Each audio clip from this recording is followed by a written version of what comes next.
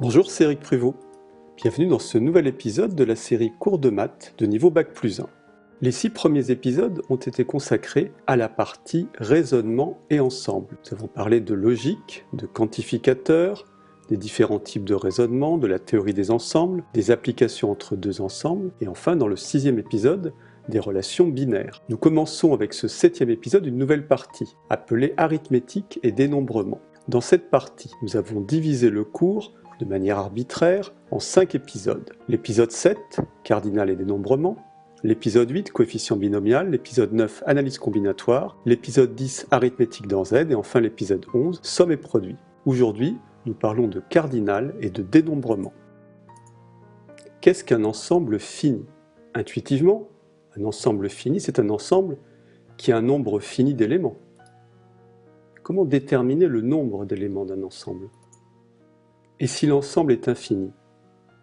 Qu'est-ce qu'un ensemble infini? Le dénombrement vise à déterminer le nombre d'éléments d'un ensemble. Cet épisode comporte 4 parties. Dans la première partie, nous allons parler du concept d'équipotence, qui nous servira à définir la notion de cardinal. Dans la deuxième partie, nous étudions justement les propriétés du cardinal.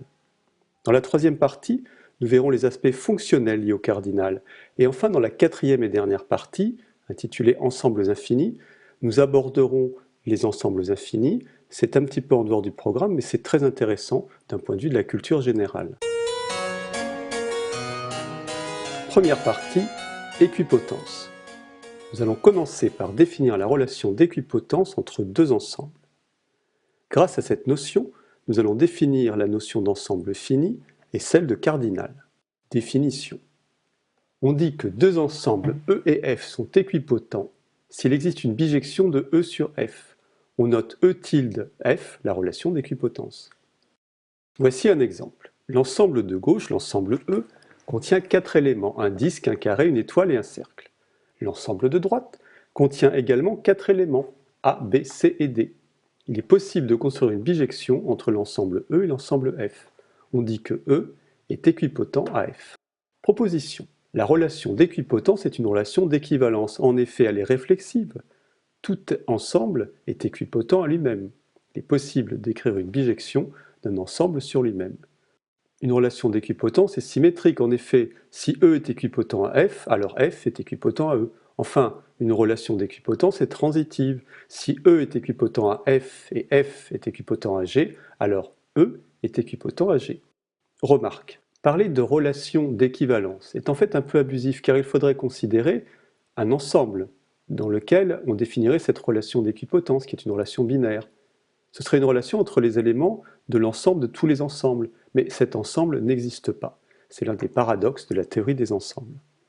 Toutefois, nous pouvons considérer que lorsque deux ensembles sont équipotents, ils sont d'une certaine manière équivalents. Il existe une relation plus faible, dite subpotence, définie lorsqu'il existe une injection entre deux ensembles. La subpotence permet de comparer la taille des ensembles. Définition. Soit E un ensemble, on dit que E est un ensemble fini s'il est vide ou s'il est équipotent à 1n, où n est un entier supérieur ou égal à 1. Voici un exemple. L'ensemble E, qui contient les éléments A, B, C, D, est fini. En effet, il est possible de construire une bijection entre l'ensemble des antinaturels 1, 2, 3, 4 et l'ensemble E. L'ensemble E est donc un ensemble fini. Théorème et définition. Soit E un ensemble fini non vide. Il existe un unique entier naturel n, tel que l'intervalle des entiers 1n soit équipotent à E. Cet entier est appelé cardinal de E. On le note car de E. Par convention, le cardinal de l'ensemble vide est égal à 0. Voici un exemple. L'ensemble des entiers 1, 2, 3, 4 est équipotent à notre ensemble E, ABCD. Cela nous donne le cardinal de E. Puisque E est équipotent à l'intervalle d'entiers 1, 4, alors le cardinal de E est égal à 4. La notion de cardinal est plus générale que la notion naïve et simple de nombre d'éléments. Mais lorsqu'un ensemble est fini, les deux notions se confondent. Définissons maintenant la notion d'ensemble dénombrable. Soit E un ensemble, on dit que E est dénombrable s'il est équipotent à n. Lorsqu'un ensemble est équipotent à n, c'est un ensemble infini, mais il a la particularité d'être dénombrable. On peut compter un à un les éléments, même si on ne peut pas les compter tous. Ce schéma fait apparaître une certaine hiérarchie entre les ensembles. Un ensemble peut être fini ou infini. Un ensemble est fini si l'équipotent a un ensemble d'entiers fini. Il est infini si ce n'est pas possible. Donc un ensemble infini, c'est un ensemble qui n'est pas fini. Dans les ensembles infinis, il existe les ensembles dénombrables. N, Z et Q sont des ensembles dénombrables. Et puis il y a des ensembles non dénombrables comme R et l'ensemble des nombres complexes.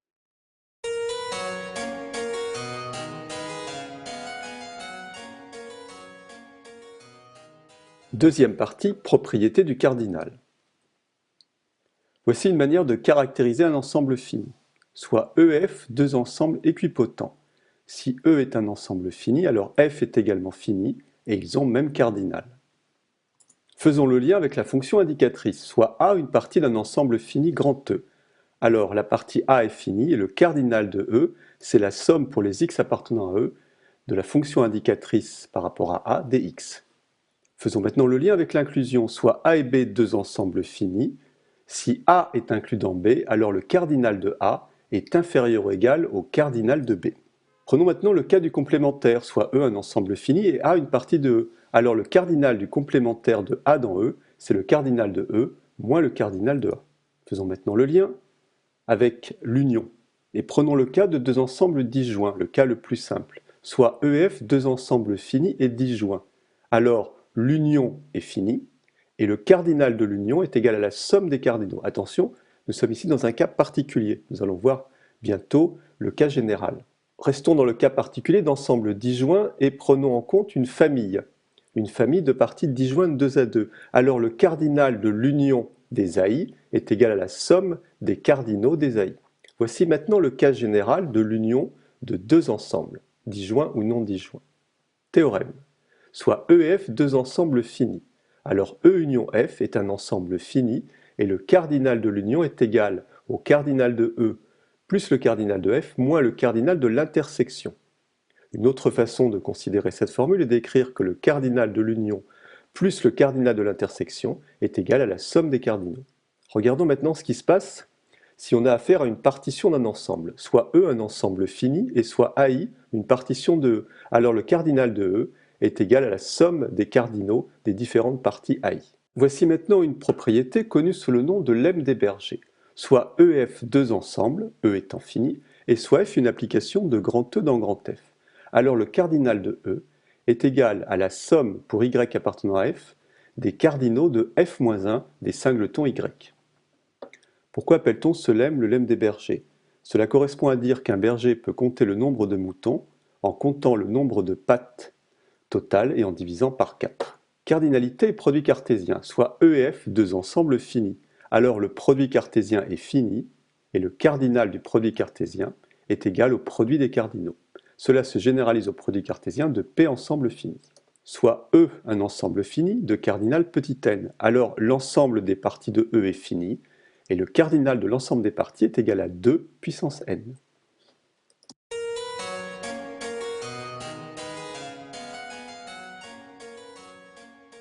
Troisième partie, aspect fonctionnel. Dans cette partie, nous faisons le lien entre la notion de cardinal et les aspects application et fonction. Théorème, soit E et F, deux ensembles finis.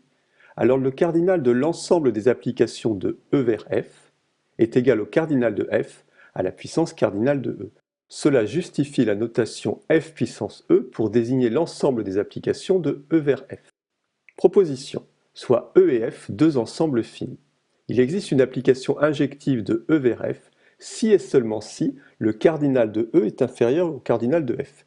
Voici une condition qui nous permet immédiatement de savoir s'il y a des applications injectives d'un ensemble E vers F.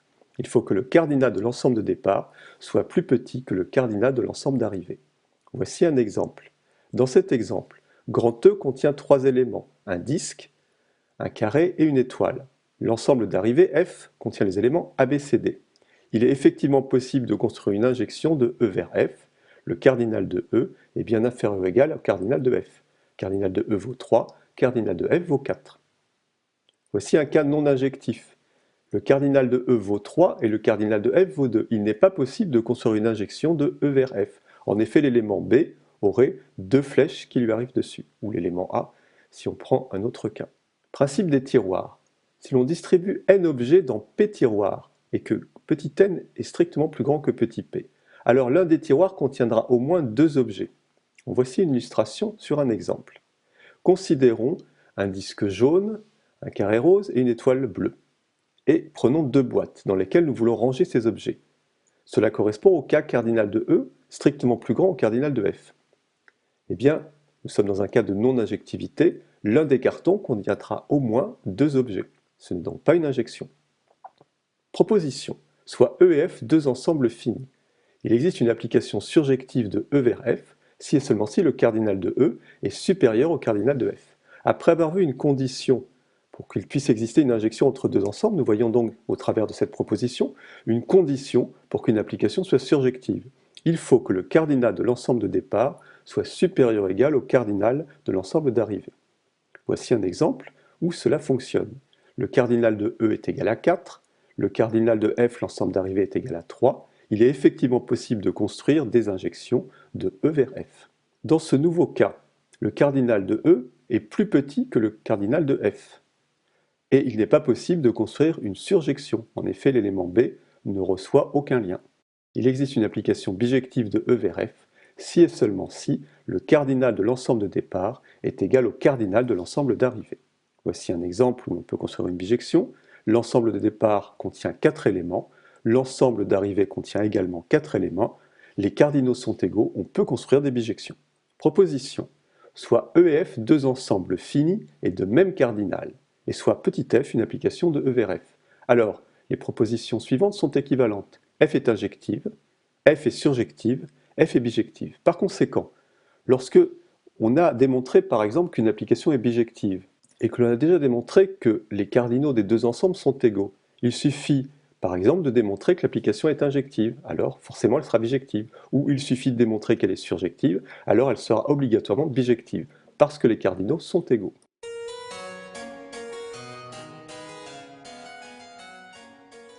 Quatrième et dernière partie, ensembles infinis. C'est une partie de culture générale. Cette partie n'est pas strictement au programme des classes préparatoires aux grandes écoles. Les mathématiciens ont été très tôt confrontés à l'infini, car ils se sont rapidement rendus compte qu'il y a une infinité de nombres entiers. En effet, quel que soit un entier petit n, on peut toujours trouver un entier plus grand que petit n, par exemple, en faisant petit n plus 1, et ainsi de suite. Il y a donc une infinité de nombres entiers. Au IIIe siècle avant Jésus-Christ, Euclide montra qu'il existe également une infinité de nombres premiers. Il existe également une infinité de nombres pairs, une infinité de nombres impairs. Au XVIIe siècle, Galilée montra que si à chaque entier on associe son carré, on constate qu'il y a autant de carrés que d'entiers naturels. C'est ce que nous appelons aujourd'hui l'équipotence. Mais alors, puisque l'ensemble des nombres pairs et l'ensemble des nombres premiers sont des parties de n, que devient notre relation A inclus dans B implique cardinal de A inférieur au cardinal de B? Eh bien, cela ne marche pas pour les ensembles infinis. Dans un ensemble infini, l'assertion « le tout est plus grand que la partie » devient fausse. L'ensemble des nombres pairs est infini, et pourtant il est contenu dans n, l'ensemble de tous les entiers qui est également infini. Cela dit, peut-on affirmer que l'ensemble des nombres pairs contient autant d'éléments que n? Cela paraît contraire au bon sens, puisque, par exemple, l'ensemble 2, 4, 6 contient 2 fois moins d'éléments que 1, 2, 3, 4, 5, 6. Mais 2, 4, 6 et 1, 2, 3, 4, 5, 6 sont des ensembles finis. Lorsque les ensembles sont infinis, le bon sens qui découle de notre confrontation au quotidien où tout est fini s'écroule. Définition. Soit E un ensemble, on dit que E est infini s'il n'est pas fini. C'est-à-dire s'il n'est pas possible de trouver un entier petit n aussi grand soit-il, tel que grand E soit en bijection, avec l'ensemble des nombres entiers qui va de 1 à n. Existe-t-il autant de nombres pairs que d'entiers naturels? Oui, ces deux ensembles sont équipotents. On le voit sur la figure suivante. On a mis en relation au travers d'une bijection l'ensemble n des nombres entiers et l'ensemble des nombres pairs, au travers de la fonction p égale 2n plus 2. Nous allons maintenant définir différents types d'ensembles infinis. C'est à Cantor, mathématicien du XIXe siècle, que l'on doit de réelles avancées dans la théorie des ensembles et des ensembles infinis. Définition. Soit E un ensemble. E est dit dénombrable s'il est équipotent à n. Les ensembles n, z et q sont dénombrables. Et ils ont le même cardinal, que l'on note Aleph 0, Aleph étant la première lettre de l'alphabet hébraïque.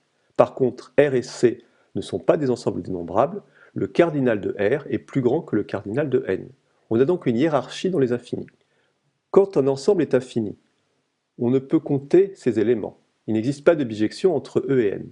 Dans un ensemble infini, la notion de nombre d'éléments n'existe pas, mais celle de cardinal est pertinente. Tous les ensembles dénombrables ont le même cardinal, Aleph 0. Théorème. Toute partie d'un ensemble dénombrable est finie ou dénombrable. 1, 2, 3 est une partie de grand N, et c'est une partie finie.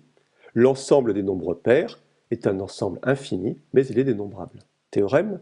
Soit EF deux ensembles dénombrables, alors leur produit cartésien est dénombrable. Cela se généralise à une famille d'ensembles dénombrables. Terminons par un dernier théorème. Soit E un ensemble dénombrable, soit grand I un ensemble fini ou dénombrable. Soit AI, I appartenant à grand I, une famille de parties finies ou dénombrables. Alors la réunion des AI est finie ou dénombrable. Cet épisode est maintenant terminé. En vous abonnant à Math+1, vous recevrez une notification dès qu'un nouvel épisode est mis en ligne. Un profil Facebook est également associé à la chaîne. Vous y trouverez des informations détaillées sur le fonctionnement de Math+1. Merci et à bientôt.